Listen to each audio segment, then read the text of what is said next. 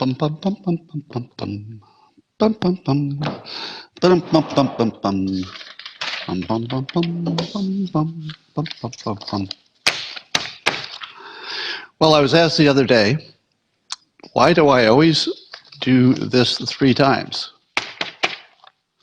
And it's because I do this first on live stream. A lot of people will see it in replay, but those of you on live stream will feel a sense of it's almost like on your computer when you're watching progress, the little progress monitor. Don't you feel better when you can see progress that your computer program is working? Well, that's what this is. I do this, the same routine, so that as soon as you get on, you say to yourself, oh, I got in about the paper shuffling time, or he's taking a simultaneous sip. Speaking of which, I've got a special guest in a moment, but first, it's a simultaneous sip. And it's the thing you do before a great day happens. And today is going to be a great day. You don't know it yet, and maybe not for everybody, but it's going to be a great day. And all you need to get this day going is a cup or a mug or a glass, a tankard, chalice or stein, a canteen, jug or flask, a vessel of any kind. Fill it with your favorite liquid. I like coffee. And join me now for the unparalleled pleasure, the dopamine hit of the day, the thing that makes everything better. Traffic, pandemics, fleas, you name it, everything. Go.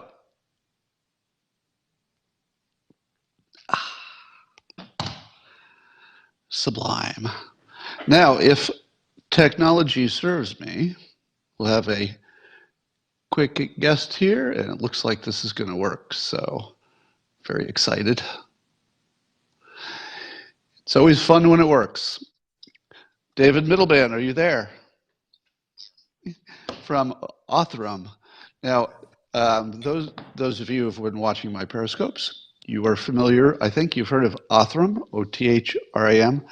And can you explain what Othram does for those who haven't heard? Just the quick summary of what the company does.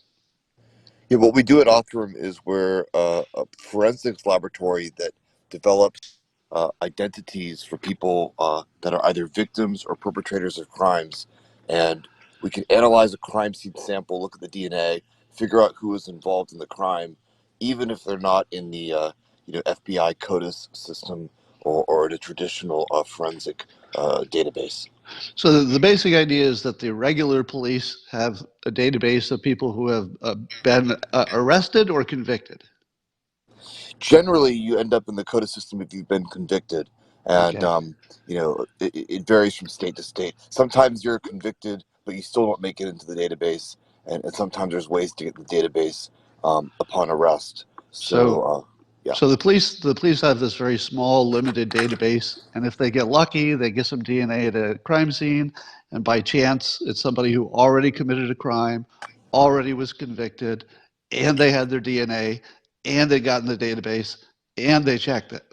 But with your company, you have a broader net, and describe just as quickly why you can get more DNA samples than the police. Why do you have access to more stuff? We use a different process. The police, as you noted, the FBI system indexes you on a few markers and then tracks folks that commit repeat crime. What we're able to do is we're able to get all the genomic information from a crime scene sample and then use that to do relationship testing and look even for distant relatives that might be connected and help us figure out where the unknown person might fit on a family tree. So you can imagine that even the smallest scrap of information can be useful in finding someone that is even remotely connected to you, and any of those relationships can help us essentially triangulate or reverse engineer an identity, or at least a nearest relative. All right, now let me tie this into the headlines to make this relevant to all of you. The big conversation in the news is defunding the police. And that sounds crazy, right? Who wants less police when you have just as much crime? But I think that actually there is a smart way to do it. And the smart way to do it is to create situations in which getting away with a crime is effectively impossible. So as you drive toward it's impossible to get away with it, in theory, the number of people who try a crime that they know they'll get caught for should go down, and therefore the number of police you need should go down. So this is one of, there are probably a dozen technologies in private companies that police do not have direct access to. Everything from facial recognition to, drone things and now DNA technologies. But there are a number of technologies that could drive the ability to get away with a crime really close to zero. And I don't think you'd have to get all the way to Big Brother. So I see some comments saying that.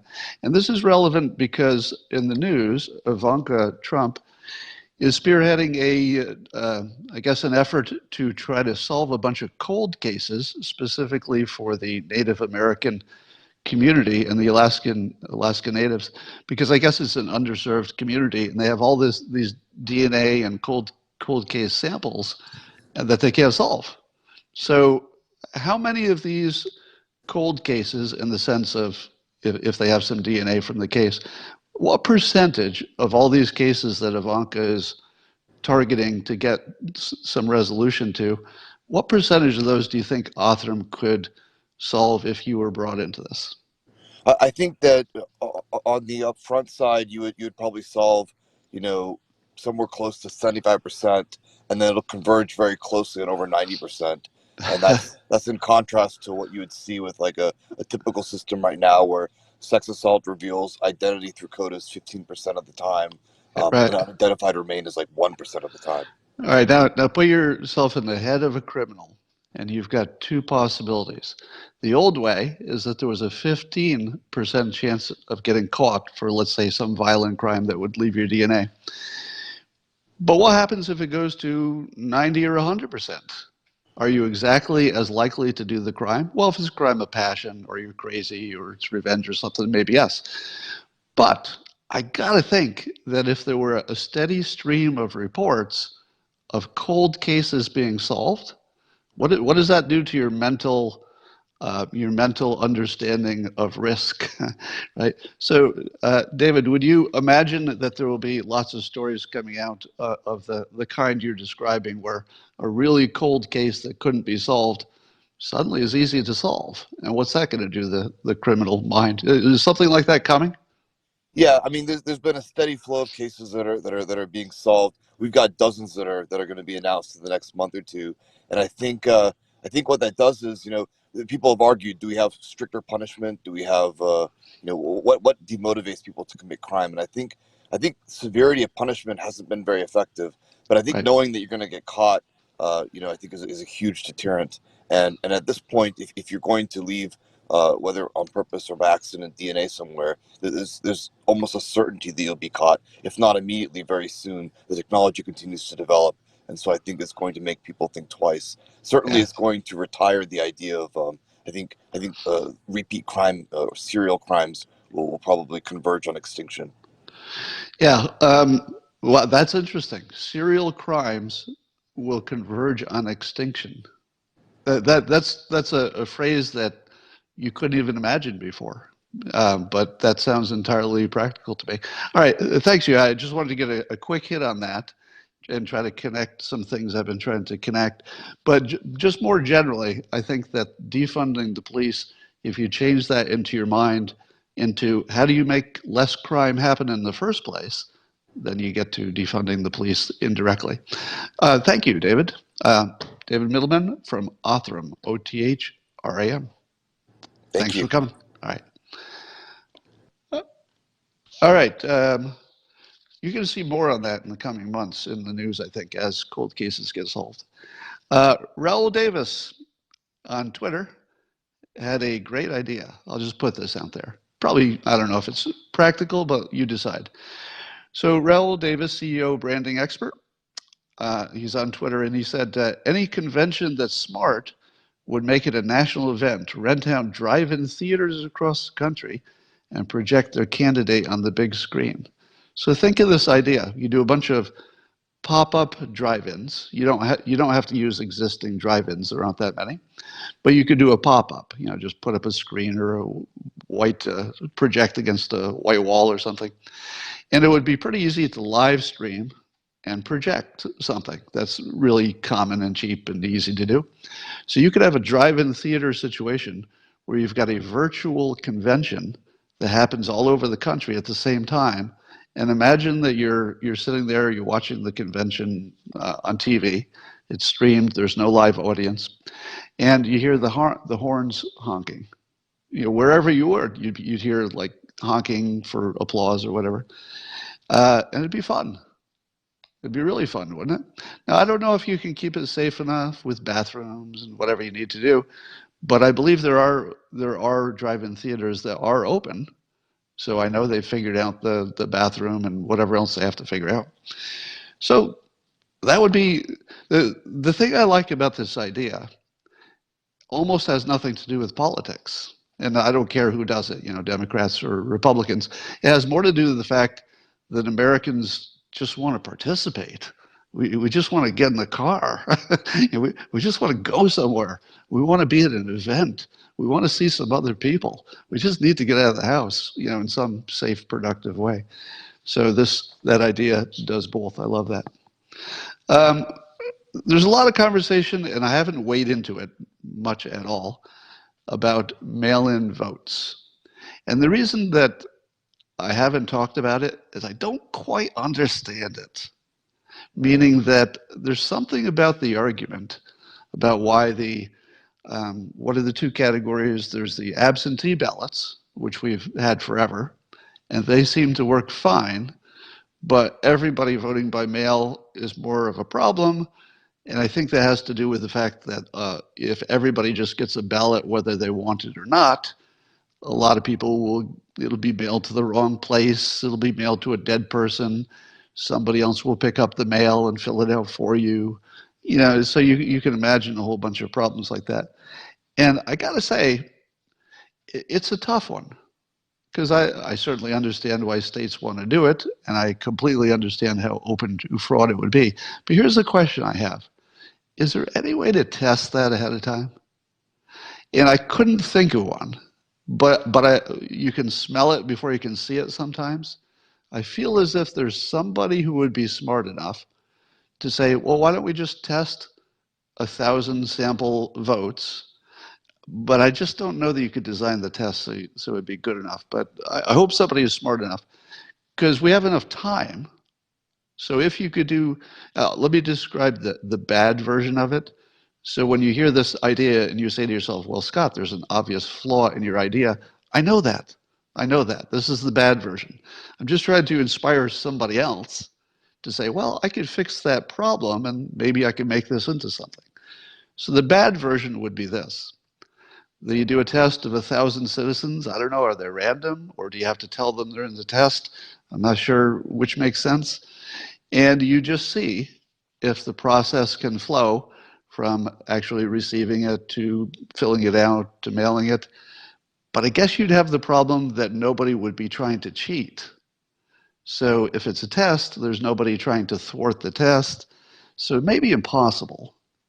But I would put that out there to people who are smarter than I am about anything to see if there is a way to test that. I just wonder. Now I saw there was a news report of a local correspondent. I think he did a local test of mailing some ballots, and he discovered that there were some problems in the post office. I think 3 out of 100 ballots didn't make the whole process, which is way too many.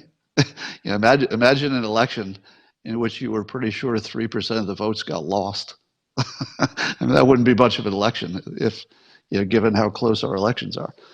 So I would say my opinion on all of this is I'm just as concerned as other people, but I think we have the weirdest situation in the world here in which I don't know that we have an opportunity to have a credible vote this time because there's so much going on and so many accusations on both sides of irregularities and voter suppression and mail-in votes and every other thing that I don't even know if we have the option of a fair election. It just might not even be an option. So what do you do if you can't have a fair election for president? What do you do? So here's what I think we would do. In a normal year, it doesn't make that much difference who's president, right? If you looked in the past, that was the thing that pundits said all the time. Well, it doesn't matter who you elect, they just raise your taxes anyway. Well, Democrat, Republican, doesn't matter, you still end up in a war. But I don't know that that's true in 2020. The difference between Biden and Trump, that might be the biggest difference we've ever seen. You know, the difference between Hillary Clinton and Trump, you could argue was, well, that's a pretty big difference, but it's not gigantic, right? The country would still look like the United States if Hillary Clinton had been elected. You might not like elements of it, but still the United States. If Biden gets elected, you know, he would be the most progressive candidate. And I'm not going to have an opinion on whether that's good or bad. I'm just saying it's the most different from what Trump offers. So this time, the result really could change the fate of the country. In my opinion, given that it's such a big difference, Trump is probably the safest in terms of risk management, simply because you know what the last 4 years look like. And even if you didn't like those last 4 years, you'd have to admit that if you subtracted the pandemic, looked pretty good. Looked pretty good. We didn't start any big wars. We ended some wars. We wound down that. The economy was good. So if you were even a little bit objective, and you said to yourself, you know, I don't know what's going on here. Biden could be a big problem, and we wouldn't even know who got elected, really. And then the progressive stuff is sufficiently big enough changes. Yeah, I'm not going to say radical because that's just politicizing the speech. It's a big enough change that any big change introduces a new set of risks. So there is a different risk profile, and I would argue that the Biden risk is far bigger because it's an unknown and also a big change. Trump is closer to a known. If he gets reelected, you're going to see some tweets you don't like. There are going to be some fact checking that doesn't look good. There will be world leaders who say some bad things about Trump. It's guaranteed what that looks like 90%, right? Always some surprises, but you kind of know what a Trump president's going to look like. So if you have this much uncertainty about the result, you have basically one way to get a safe outcome that doesn't drive the country apart. And it's a landslide election for Trump. Now, that might happen anyway, but the Republic is going to be a little bit at risk if we go the other way. It's impossible to know exactly risk, but I would say that doing, what's the saying? The evil that you know is better than the evil you don't know. So even if you don't like Trump as president, you kind of know what you're getting. That's my point. Apparently, Trump said on Air Force One that he's planning to ban TikTok in the United States. How about that? So TikTok, as you know, is the app that is owned by a Chinese company, and therefore the assumption is, and it's been determined that the code actually does this, it's collecting a lot of information on Americans and kids in particular. And so that will be banned. The decoupling of the United States from China, I think it's a thing now, meaning that you don't have to wonder if it's happening. And I don't think this was hard to imagine a year ago, wasn't it? Imagine a year ago that we would be sitting here saying that we are actively decoupling our economy from China. It was hard to imagine. I was asking for it a year ago, and I was pretty early on the ban TikTok train, so things are going the way that I want them to go. Have you ever noticed that almost everything in the United States goes the way I want it to go in the long run? It's the weirdest coincidence, isn't it? It's something I noticed in my 20s. So when I was in my 20s, I wasn't talking publicly about politics or big events, but I would have preferences. And then I would watch and I'd think, oh, that's interesting. The very thing I was hoping would happen, it happened. It happens so often that it's sort of freaky. I mean, seriously, a year ago, I was lobbying as hard as you possibly could to decouple from China, and then the banning the TikTok. But even I didn't think it was necessarily going to happen, right? It felt like quite a reach. Here we are. Um, what about opening schools? I continue to say that education is a national security matter, especially if you're doing it wrong. If you're doing it wrong, the federal government has to fix it because it's national security. You can let the states experiment and let the states do the thing and let the states take the lead on education in normal times. As long as they're getting the job done, let the states educate the kids, take the lead. But if the states stop educating the kids, it's a national security problem because educated kids create a good economy. A good economy allows you to have a good military and protect yourself in a variety of ways. So certainly we're reaching a point where the federal government might need to take control in some fashion. I would certainly like to see an executive order that limited the power of the teacher unions. That would be one thing that might be productive. And because the teachers unions apparently are I would say they're the base problem for every problem in the United States right now. And that's a big claim, right? That the teachers unions are the base problem for every big problem in the United States. But it's true. Because if you educated children better, if there were more options, and it's the teachers unions that limit the options, so you can't have competition and a free market for teaching. Therefore, it can't evolve in the way that it naturally would to its best form. And kids who are in bad school systems are just trapped, don't have an option. So as long as that situation exists, there's a national security issue there, and uh, that needs to get resolved. Now, at the same time, I'm completely on board with the notion that teachers did not sign up to be frontline healthcare workers, or they didn't volunteer to be on the front line of a war. Now, can we force them to do it just because it's a national security concern? Well, maybe, sort of, kind of. But we do have a volunteer military. So we should have, and we have a voluntary medical community. We should have a voluntary teacher situation if the danger goes, is high like it is. Well, it's not high, but if there's a danger, it just has to be voluntary, in my opinion. So how can you best open schools and keep everybody safe? Let me give you this suggestion. The kids themselves seem pretty safe.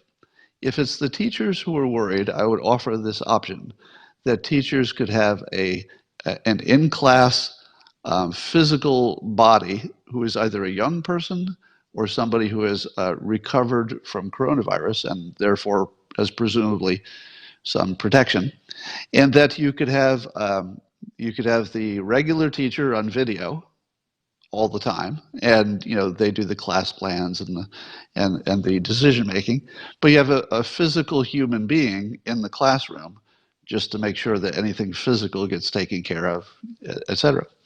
So that would be one model. I don't know if anybody's considered that.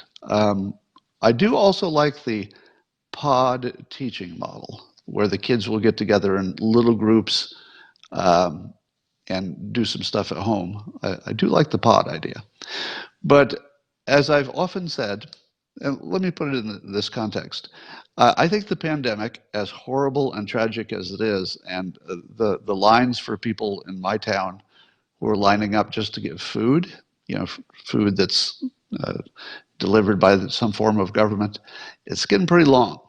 Right? I live in a high-end neighborhood, and there was a pretty long line for food yesterday, for food. So let's not forget that's still top priority. Uh, but that said, there's a saying in business that if you don't cannibalize your own products, your competition will. So if you don't make your next version of your product so good that all of your customers don't want the last version, that's what your competitor will do. They'll make the version your customers go to. And you need to continually destroy what you have in regular business to build the new thing.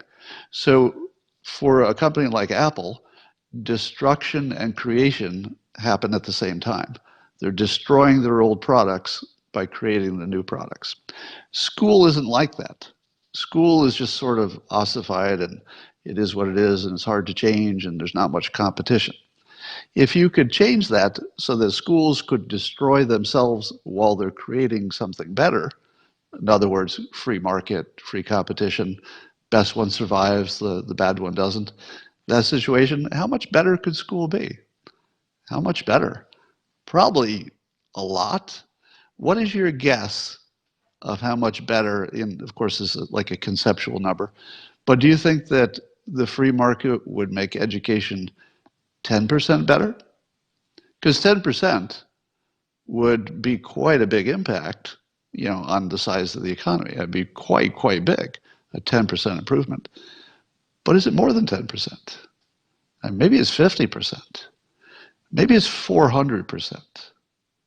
Right? Because imagine if you had a better learning experience, somehow you got rid of the bullies, you never had a bad teacher, and you learned the right things in the right way. I feel like it's a 4x benefit. It doesn't feel like a 10% benefit to me. To me, it feels like a 400% kind of situation. And again, we're talking about national security. We're talking about the economy in the future, because the kids drive the economy in the future. I think this is one of the biggest opportunities this country's ever had. And this will be maybe a contrarian. No, I think it's not a contrarian. A lot of people are coming around to this. That the pandemic, nobody would have asked for it, but it might fix the country. Yeah, and I say this all the time, that the schools are even, in my opinion, and therefore the teachers' unions, are the cause of systemic racism in this country. Now, I'm playing a little loose with the wording here. When I say the cause, I mean the cause of it being a problem. So systemic racism, it really is built into the fabric of everything. There's a ripple from slavery. That's real. But is it bothering Oprah? No. Because if you're successful and you have money and your life is working well, systemic racism isn't hurting you much. So if you can simply improve education, improve the economics of anybody who's a person of color, isn't that going to change their situation and how they feel about systemic racism? Even if it's still there, it'll be kind of like background noise. All right. I've decided I want to see if I can reclaim some of my humanity by being less of a jerk on Twitter. If you follow me on Twitter, most of you do, I think, you know that I could be a jerk sometimes. And I'm not proud of it. And I was reading an article yesterday about how social media sort of takes our humanity into a conceptual place, where when I'm zinging somebody on Twitter, the sensation I get is as if it's a video game. And that is really dangerous. That's really dangerous. I mean, think about that. And let me put this in context. When I started out on Twitter, I had 0 followers. And I made it sort of my mission not to cheat too much and use the Dilbert thing to grow my Twitter account. I wanted to see if I could grow it by doing things that you do on Twitter. And I wanted to talk about politics, and I wanted to see if I could grow users, followers, not users, but followers, because I was doing the right things and giving them something they wanted. So I sort of made a point of it to grow organically. And so now I've got over half a million followers.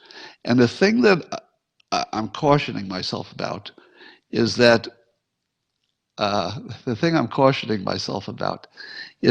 when I had 100 followers, if I weighed in on a Twitter thread and insulted somebody or said something, about them, no impact, right? 100 followers, no impact. But I lost sight of the fact that my impact is fairly enormous now, because it happened gradually. You can just lose sight of it. And I've realized a few times that I saw something I didn't like on Twitter from somebody I don't know, and I would just, throw a little slap out there, like a little Twitter slap, and I'd realize it had much bigger impact than I wanted, because a lot of followers will pile on, and then suddenly there's some poor person I've never even met whose only offense is that they said something I didn't like, and now they're being dumped on by 500,000 people, or thousands. And I'm going to pull back a little bit. Now, I'm going to go just as hard against the professionals. All right. So the professionals still get the full treatment. And I would expect that I would also receive the full dehumanizing treatment because I'm a professional. I'm doing this in a professional sense. So I'm not asking anybody to lighten up on me, because the people who go into battle knowing that that's what they're doing, that you know what you're getting. But I'm gonna make an effort, and I don't think this is going to be 100% successful. I don't think so, but I'm going to try to be a little kinder to civilians. Right? So a little kinder to civilians. We'll see if that works out. And let me tell you that the reason that I'm doing this is as much. I'll tell you the insight I had about this, and not just the insight that we're dehumanizing ourselves on social media, but the insight is that I get continuous flow of messages from people who tell me that I've changed their life in some positive way. Because a lot of my books are about how to live your life better, how to think better, how to be more persuasive, how to get what you want. And so a lot of people have read my books and actually got what they want. I tweeted one this morning of somebody whose life was completely changed just by a brief appearance on my Periscope. And when I see how much I can change people's lives in the positive with the smallest amount of effort, and changes people's lives completely, I say to myself, what have I done accidentally that actually damaged somebody's life? Because I just wasn't thinking, I was just careless. And so I'm going to be less careless about that, or that's my intention. We'll see if I can do it. This morning, I sent off a very angry tweet that I later deleted.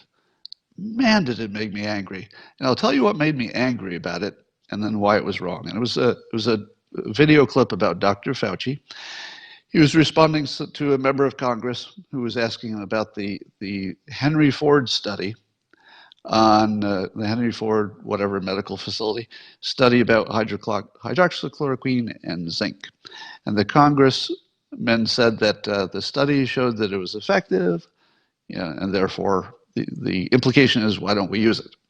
And Dr. Fauci said that that was not a valid study for a few reasons. Number one, it was not a what do they call it? A randomized placebo trial.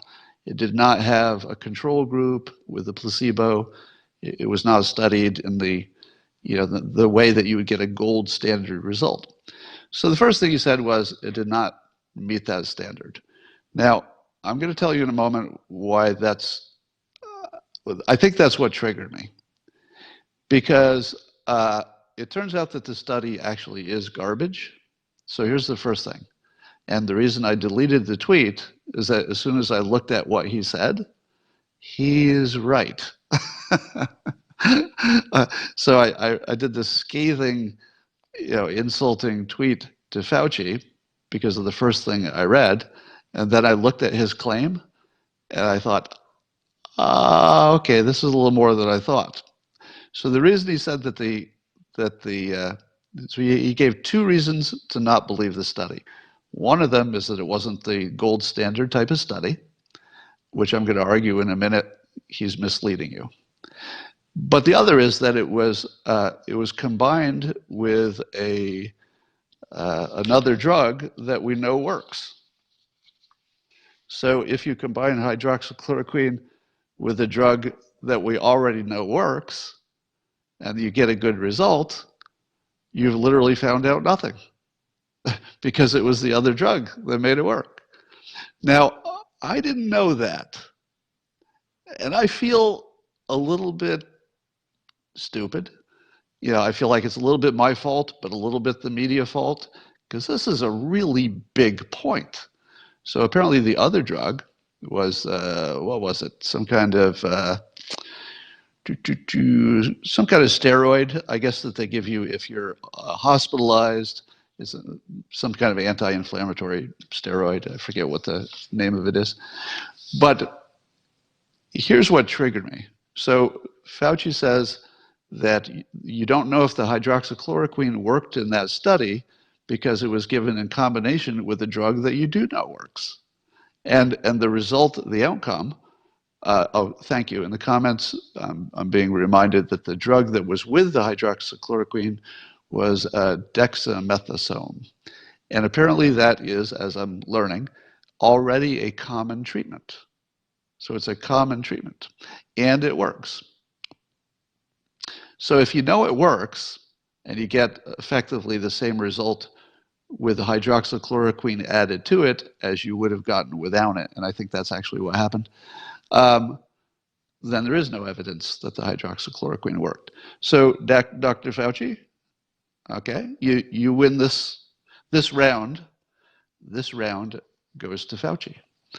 But this raises some questions.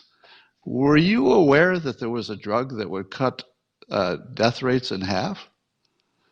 Because that's what we learned, that this dexamethasone is widely in use and cuts the death rate in half.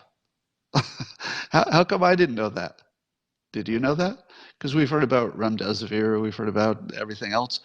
But did you know that if you get this particular drug, which is widely available, standard kind of a drug, that it cuts your death rate in half? So some of you are saying you heard of it, some of you not. The fact that as much as I've studied this stuff, as a layperson, not as a scientist, but as much as I've looked into this, why is today the first time I'm hearing about this? Which should be a wake-up call about how uninformed we are about all of it. This is such a big missing piece in what I knew about the whole situation that it was sort of mind-blowing and also very humbling. It also reminds me that I'm a jerk because I went after Fauci in public on Twitter, being wrong. I tried to correct it, but I was wrong. Now, but I do have some Fauci criticisms. And I think what actually triggered me is that it was obvious he was lying, but it wasn't about this. So what he said about the dexamethasone, I think he's completely right. But it also tells you that the Henry Ford study was with hospitalized patients, which again is not the point, right? It wouldn't matter if the study he said was debunked was a good study or not, because I wouldn't have believed it anyway, because the whole point of it is to use it early, and the Henry Ford study was hospitalized people, and in the hospitalized people, that other drug we know works. And have you seen any national reporting on who doesn't use the drug? Because what I was wondering, who was the control group? Who was the control group? If we know that this drug that was in combination of hydroxychloroquine cuts the death rate in half, who was the group that didn't get it? Right? How do we know that this drug cuts the death rate in half unless there's somebody not getting it? And if we know it works, why would anybody not get it? So maybe we have a history of people who didn't get it before, but I would be really suspicious of any data before we were really looking into it. Did it come from another country? My guess is that in this country, people were probably getting it from day one. And was there a point where the death rate went from way high to half as much when that drug started being widely used, or was it always widely used? Anyway, I have lots of questions. Here's my Fauci criticism. You do want, as Dr. Fauci continuously reminds us, if you really want to be certain, at least as certain as you can be about a drug, You have to do the RPT trial, the one with the placebo and randomized. So, does that apply in every case? Here's the problem. If you had a drug that was brand new, let's say a vaccine, something that had never existed before, you would need to know three things about it. You would need to know the cost, because that makes a difference. You would need to know if it hurts people in the short run and the long run. And you would need to know if it was beneficial at all to the thing you're trying to treat. Under those conditions, when you're trying to learn all three things, what's it going to cost, which is separate from the trial, but it's part of a decision. You're trying to find out harm and benefit. Under those conditions, you absolutely need what Dr. Fauci says you need. You need the double blind. You need the gold standard, or don't put that in anybody's body. It's just a bad idea if you haven't tested it. But that's not our situation, is it? Our situation is that hydroxychloroquine in low dosage, which is the only thing that's recommended for the early symptoms people, that actually doesn't have a risk, because let me not speak in absolutes. Rather, it's one of the safest drugs of all time. Has been around 65 years, as you all know. It's been tested to death. So given that the drug exists and has been tested, 50% of what you're trying to learn in one of these gold standard trials is unnecessary, all right? So you don't need the gold standard to find out half of what you're trying to find out. You already know. Under those conditions, when the hydroxychloroquine is very cheap, I mean, so cheap, it's like candy, and you know it's safe enough, right? Nothing's 100%, but better than Advil. If you know it's that safe and that cheap, and you know it might work, because there's lots of indication that it will work, short of proof. This is a no-brainer, Dr. Fauci, right? So when I saw Dr. Fauci insist on the gold standard, to test, it looked like lying by omission. And what I mean by that is, if he wasn't willing to express the view that I just gave, and either debunk it or embrace it, I feel like that's lying. Meaning that if he can't give this to the public the same way that I told it to you, or to tell you why the way I told it to you is clearly wrong, which could be the case, he's lying. Because every one of you listens to him talking and says, but it's really cheap, we know it's safe, and I hear what you're saying, that it might not work because it hasn't passed all these high levels of standards that we'd all like to see, but there's a whole lot of suggestive evidence. So the risk management clearly is weighted in one direction. I mean, overwhelmingly. So, Dr. Fauci, unless you can tell me why the risk management, as I described it, is wrong, I don't want to hear you say that you need a gold standard test, because that feels to me like a lie. It's a lie by omission. And when I heard him do that, it triggered me, and then I over tweeted. So I apologize to Dr. Fauci for the tweet that I think was over the line in my case. All right. I think the election is largely over. And I think Biden is a dead man walking. And I say that because of a political ad I saw yesterday. Now, you may say to yourself, Scott, political ads don't really move the ball that much, not that much. But it's not so much the ad, which was actually very good, but the idea. So the ad carried an idea that I hadn't seen exactly expressed, and when I saw it, I said, oh, I think it's over. And the ad was in Spanish.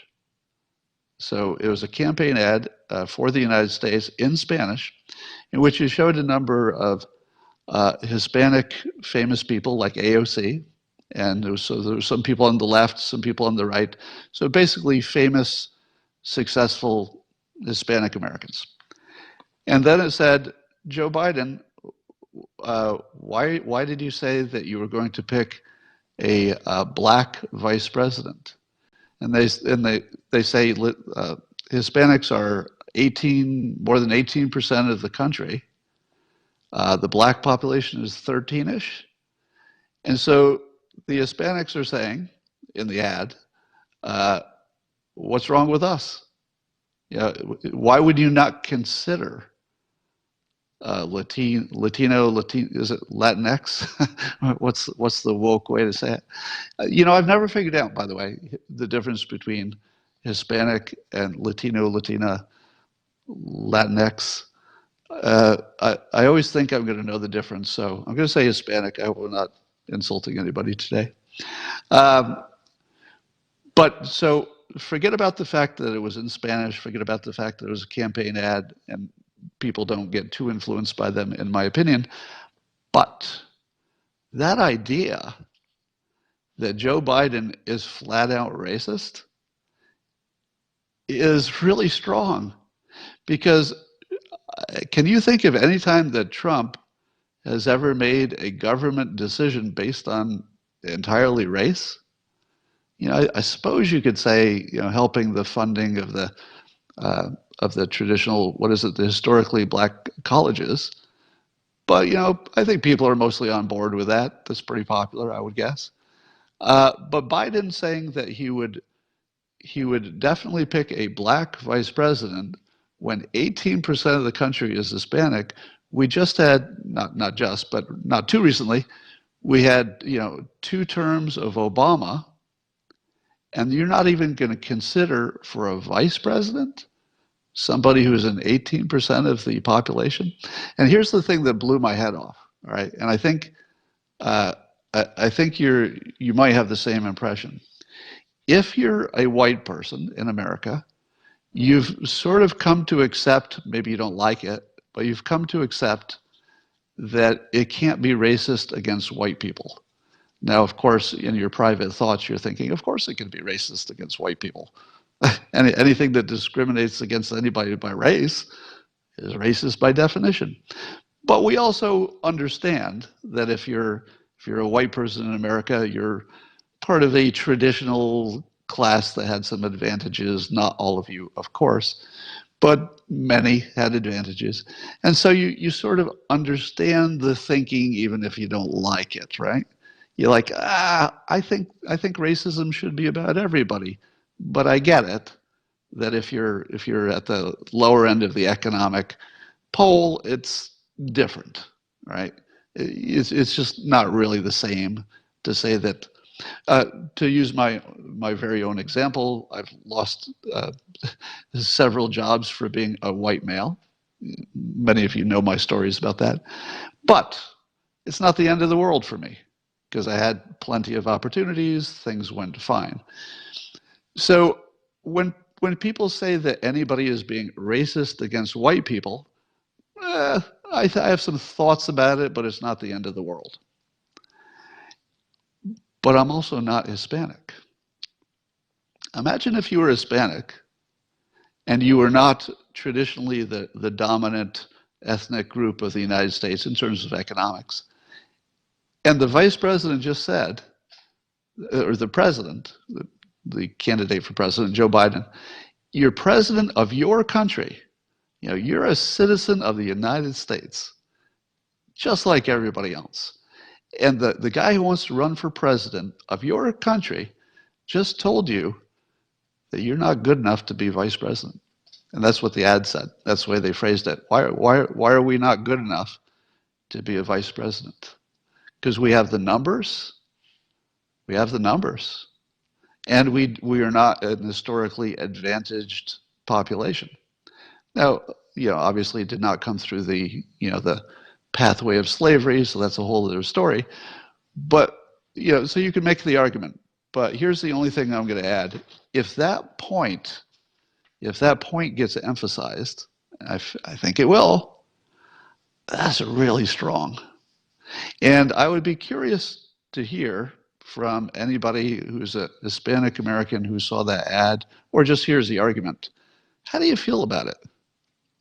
Because maybe you don't care. It could be that the people who made the ad hoped other people would care and they just don't. Um, and here's something else to blow your mind a little bit. I feel as though the Hispanic Americans have been the quietest about systemic racism. It feels that way to me, right? It feels like the lead is being taken by both black and white activists. That's what I see anyway. I'm not sure if that's true, but that's what I see. And uh, somebody said to me yesterday that the reason is that the Hispanic community just cares less. They're just sort of not invested as much in the whole racism thing. They're not siding with anybody. They're just trying to get their work done, have their life, just stay out of the way and not get into a fight that's not their fight. Don't have as much, investment in it for some reason. So the thing I don't know, and I'd be real curious to learn this in the next week or so, if anybody wants to tweet at me or send me a message. If you are Hispanic American, how does it make you feel to know that anybody like you can't be vice president under Joe Biden? How does that make you feel? Because as a white person, I say, well, if Biden's there and there've been plenty of white presidents, I don't care. Fine with me. But I wouldn't feel the same if I were Hispanic, I think. I just don't know. Dr. Fauci says that the reason that Europe has been able to contain the virus better than the United States is that they closed down 95% of their economies, while the US only shut down 50%. So who's the idiot there? So Trump closed the economy only 50% and then had more deaths per capita. But at Europe, those smart Europeans, they went all the way to 95% shutdown and got a better death rate. So they're the smart ones, right? Yay, Europe, they won. I don't think so. Here's my take on this. From the beginning, Trump described the pandemic as a war. In wars, you take casualties in battle with the hope that you'll win the larger war. Trump's approach, and he said it directly, and he said it a lot of times, is that it's a war. At the end of the war, who won? Let's say that both Europe and the United States get to the end of the pandemic, whenever that is, and our death rate is higher, but our economy is better, right? So our death rate is higher, but our economy is better. Who won the war? The war is with China, right? The pandemic is just sort of, part of the war. But the long-term war is with China. And whoever has the strongest economy is going to have the strongest defense and the most ability to survive in the future. So we don't know how Europe and the US will come out of this. But I would argue that if the US economy goes up like a whole level, something that's really, obvious and measurable and sustained, if it goes up a level and Europe, let's say, goes down or doesn't go up, and it causes like a permanent situation of more American economic power relative to Europe, who was smarter? Even if we had a pretty grotesquely higher death rate, let's say we lost, I don't know, 50,000 people that we didn't need to lose if we'd done it the European way. How long would it take for us to recoup the 50,000 dead people? Obviously, they don't pop back to life, but a strong economy can keep other people alive who would have otherwise perished and can keep the country safe from external threats in a way that you can't if you don't have money. So I feel as if Trump told us it was a war, told us there would be casualties, kept the economy, open-ish, and basically went to war. And as commander-in-chief, he knew he would take casualties in the short term, but the point of it is to win the war, not the individual battles every time. And I feel as though when this is all said and done, and we're looking back at it in 5 years, if the U.S. economy got a permanent, sustained bump from, relative to Europe, I'm going to say Trump won, and I'm going to say Europe lost the war. But we don't know that that'll happen. I'm just setting that up right now. So, of course, Republicans and Democrats are arguing about the coronavirus relief bill, which means the checks aren't going out, which means that people will be unable to eat and pay the rent. And here's what I would suggest. Given that the total amount of printed money and new debt, if you will, that we've already done, don't we owe something like $28 trillion, at this point, the national debt?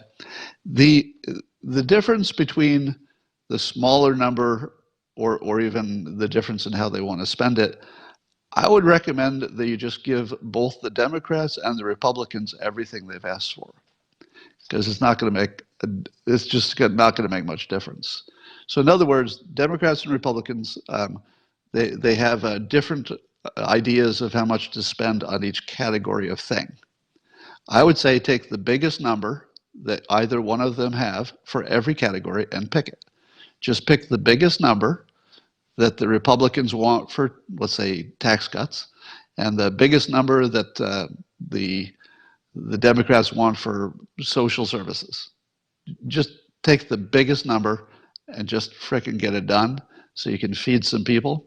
Because that difference to our total national debt at this point is sort of lost in the rounding, unfortunately. Somebody says 100 trillion. What was 28 trillion? Was 28 trillion not this year, right? That would be too big. All right, so I don't have any of my numbers right, but the basic idea is the way to solve this difference in Congress is to give both sides everything. Give both sides everything and just feed the people, because otherwise people die from starvation and stuff. Like, I'm not going to argue about another 3% on the national debt if people are starving. So the debt. Yeah, I need to check my numbers. I don't know enough about national debt. 20 trillion, I'm seeing people throwing some numbers out in the comments. Somebody says you do. 28 trillion is the current total debt. Current total debt. All right, so that's not annual. That's how much we've racked up over time. All right, so if you're going to add to your $28 trillion total debt one more trillion than you wanted to, I think if this is the time to do it, just throw it in there. Throw it in there and see if that helps. All right. I think I've talked about everything that matters today. Somebody says people should be able to sue their employers if they get sick. I don't know. Maybe. I don't know. I'd have to think about that one, because that's got some real trade-offs. All right. Somebody says not hearing or seeing hunger reported other than here. Yeah. So far, it's my understanding that nobody's starved to death. And I think we have to pat ourselves on the back a little bit for that as America. Because remember early on, when we first were presented with the pandemic, and I was trying to calm the fears of my audience, and I said, we're not going to run out of food. So I said that as hard as I possibly could, that we're not going to run out of food. And so far not. So I think that's really a credit to us. You see everything we do wrong, but you don't see the things we did right. So, let's give a standing ovation to the food supply chain in the United States. Just a tremendous number of people taking risks, the meat packers. I mean, the food industry in this country basically went to war. If you think about it, the food workers, especially the meat packers, et cetera, who were exposed, they went to war. They didn't want to. I'm sure it wasn't their first choice, but the alternative was that their fellow citizens starved to death. So it's a little different than teachers, because you got a little bit more flexibility with education. But the food workers of America, heroes, absolute heroes, because they kept us fed. So I saw somebody ask about Dershowitz. I understand there's an interesting interview with him that I haven't seen yet. So I'm going to look at that in a bit. And I will talk to you tomorrow.